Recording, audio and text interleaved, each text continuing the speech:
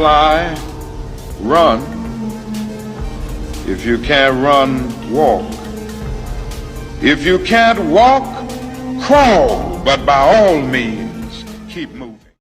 Hello everybody and welcome to our new lecture presented to you by Dr. Nidal Mahmoud, a lecturer at the English Department, College of Education, Misan University. Yes, dear students, today we start with a new poet, Alfred Lord Tennyson, and his poem Break, Break, Break. Yes, Alfred Tennyson was born in 1809 in Lancashire, England, and Alfred Lord Tennyson is one of the most well-loved Victorian poets. He, the fourth of 12 children, showed an early talent for writing, and at the age of 12 he wrote a 6,000-line epic poem. His father, the Reverend George Tennyson, taught his sons in classical and modern languages. And in 1820s, however, Tennyson's father began to suffer frequent mental breakdowns that were, exacerbated by alcoholism. And one of Tennyson's brothers had violent quarrels with his father. A second was later confined to an insane asylum, and another became an opium addict. So to escape the problems of his family, of course, he in 1827 joined Trinity College, Cambridge, and in the same year he and his brother Charles published poems by two brothers. Although the poems in the book were mostly juvenilia, and they attracted the attention of the apostles and undergraduate literary club led by Arthur Hillam. The apostles provided Tennyson, who was tremendously shy, with much needed friendship and confidence as a poet. And Hillam and Tennyson became the best of friends, and they toured Europe together in 1830. And again in 1832, Hillam's sudden death in 1833 greatly affected the young poet Tennyson. The long elegy in memoriam and many of Tennyson's other poems, they of course are tributes to Hillam. Actually, most of his poems they lament the sudden death of the sudden death of his close friend Arthur Hillam.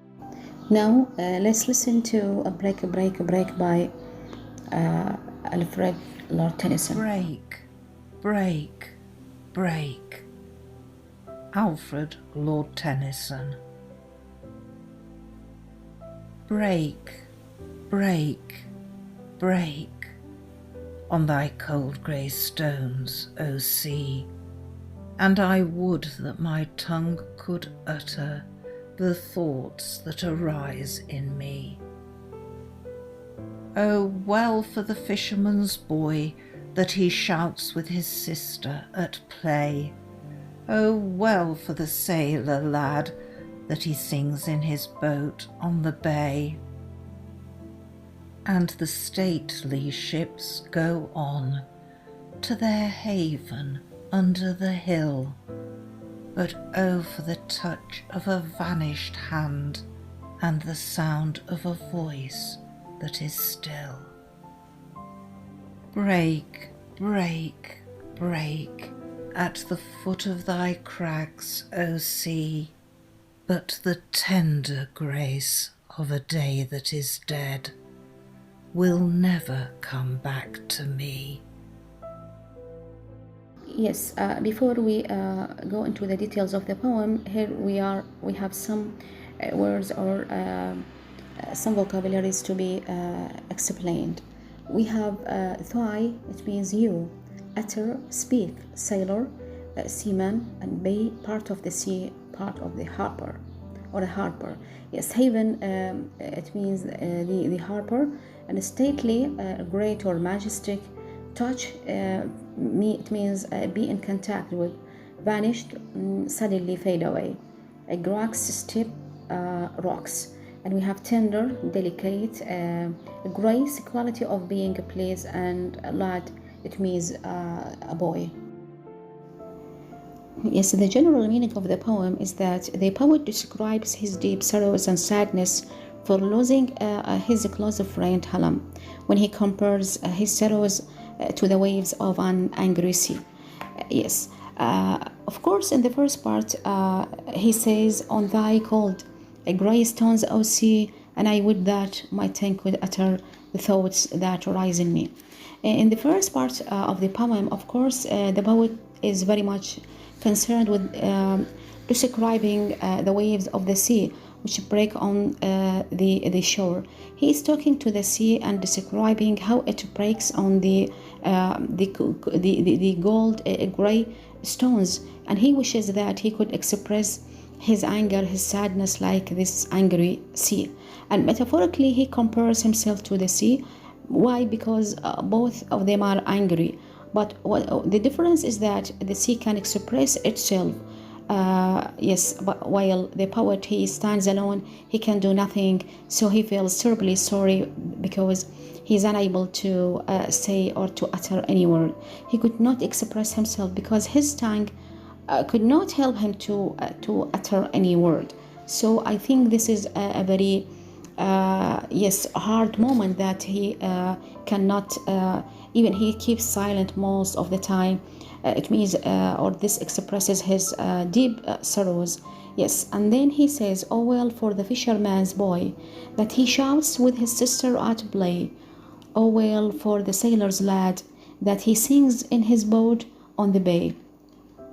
Yes, the poet now moves to describe the world around him. Yes, he can see the whole people around him. They are very happy and engaged in doing their everyday activities, and they are indifferent, of course, to his own sufferings and his sadness. So the poet in this stanza, he describes what he sees by the sea, and he envies the fisherman's boy because he plays and he shouts out of happiness with his sister. And he also describes the sailor's lad who sings happily in his boat on the bay. And here we have contrast. Yes, despite the fact that the whole world around him seems to be singing and to be very happy, but he is alone, the sad person in this world, and he cannot express himself like those boys. So in each stanza he compares himself to, in the first one, he compares himself to the sea, and both of them are angry, but the sea can express itself. And now he compares or he talks about the people around him. They are happy, but he can never be as happy as those people. And then he moves when he says in the third stanza, "And the stately ships go on to their haven under the hill, but oh for the touch of a vanished hand and the sound of a voice that is still." Yes, of course, the poet he can see large ships sailing towards the harbor under the hill, and suddenly he remembers and longs for the touch of a hand that has vanished and fade away. So he wishes to hear again the voice of his close friend, which till now he remembers. He remembers his voice. He longs for those happy days when they used to be together. So the poet here stresses the fact by the pictures of the fisherman's boy and the sailor's lad and the stately ships that life goes on despite the fact that he suffers. Okay, so this is a very important theme that, or a message that he wants to convey for the readers. Break, break, break at the foot of thy cracks, O sea, but the tender grace of a day that is dead will never come back to me. Yes, here the poet, of course, he ends the poem describing the waves of the sea which still break on the shore, and he then realizes that nothing can bring back the happy days of the past. Yes, as if he wants to say that life is very short, and he realizes that the days of the past, the happy days of the past, they never come back again. He admits that he can no longer hear his friend's voice. So I think the poem is concerned with describing the poet's sorrows and his sadness for losing his close friend, as I told you. Yes, now we move to the devices, and I think that we have to shed some light on the devices used in the poem. And the first one is contrast. That there is, of course, contrast between life and death. Okay, this is the first device, and the contrast occurs between. Also, we have another one, which occurs between the ability of the sea to express itself and the poet's inability to express his own feelings. Okay, this is another contrast. It is the ability of the sea to express itself and the poet's inability to express his own feeling. And also we have another contrast between the inner world of the poet, which is very dark and sad, and the outer world around him, which seems to be very joyful and happy and gay. Yes, the other device which is used in the poem is we have illustration. Yes, there are some pictures like the fisherman's boy, that is he is playing with his sister, and also we have the image of the sailor's lad.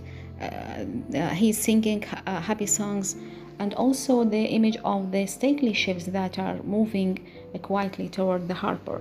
Of course, these images are used in order to illustrate the state of the outside world. Yes, and also they are contrasted with the inner world of the poet, because the outside world, yes, seems to be very happy and singing one, whereas his own world is very sad.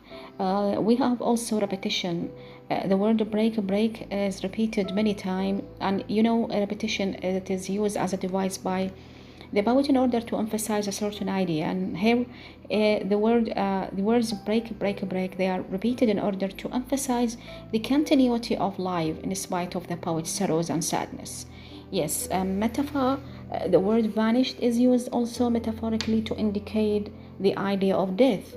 Personification, we have a personification, of course, when the poet personifies the sea as a human or as a man to whom the poet is speaking, and to convey his sorrows and sadness. Yes, and also we have the last device, which is alliteration. We have that and there. We have boat, boy. We have sound, still, heaven, hull. These we have the same initial sounds that is repeated, in some words in the same line. We call it alliteration, and it is, of course, used alliteration in order to add some musicality or harmony, yes, to the poem. So all these devices, they work together in order to make the poem more influential, and I think that the poet, he is very successful in portraying his own sorrows and sadness when he lost his close friend, Arthur Hallam.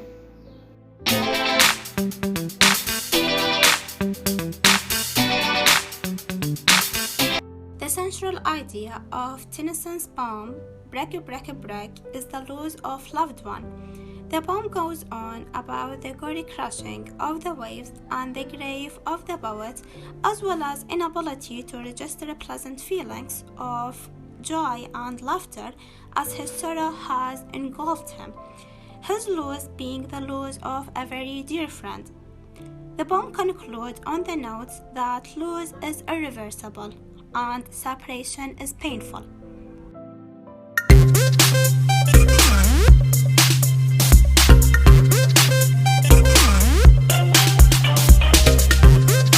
If you can't fly, run. If you can't run, walk. If you can't walk, crawl. But by all means, keep moving.